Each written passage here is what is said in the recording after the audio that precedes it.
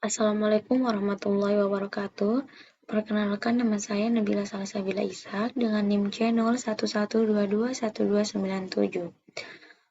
Pada kesempatan kali ini saya akan menjelaskan tentang siklus sel pada pembelahan mitosis.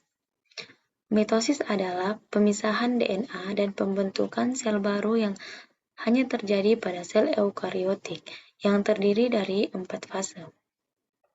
Fase yang pertama yaitu fase profase, di mana kromatin menebal dan memendek membentuk kromosom. Terdapat sentrosom yang ditangkap oleh benang kromatin. Yang kedua, ada fase metafase, di mana kromosom berjajar pada bidang ekuator sel. Yang ketiga, fase anafase, di mana kromatid saudara dari setiap pasangan memisah menuju kutub yang berlawanan. Yang keempat, ada fase telofase, yaitu membran inti mulai kembali bergabung, nukleus terbentuk kembali, dan kromosom terurai menjadi benang-benang kromatin.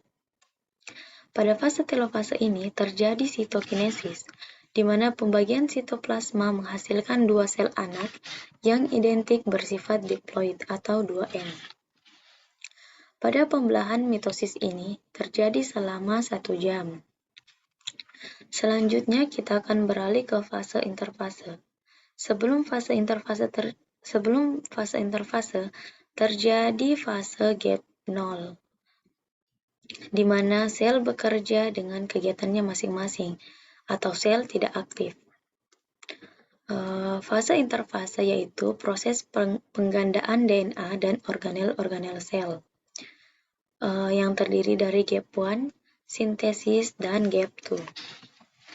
Di mana gap 1 adalah pertumbuhan sel atau organel, RNA, dan sintesis protein. Yang kedua adalah sintesis, di mana terjadi replikasi DNA sehingga terdapat 2 salinan DNA di nukleus dalam bentuk benang kromatin.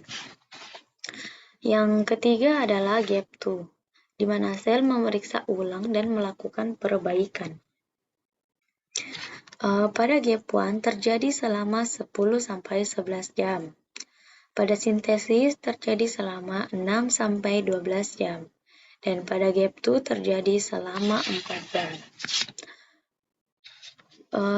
Fungsi pembelahan mitosis ini untuk pembentukan,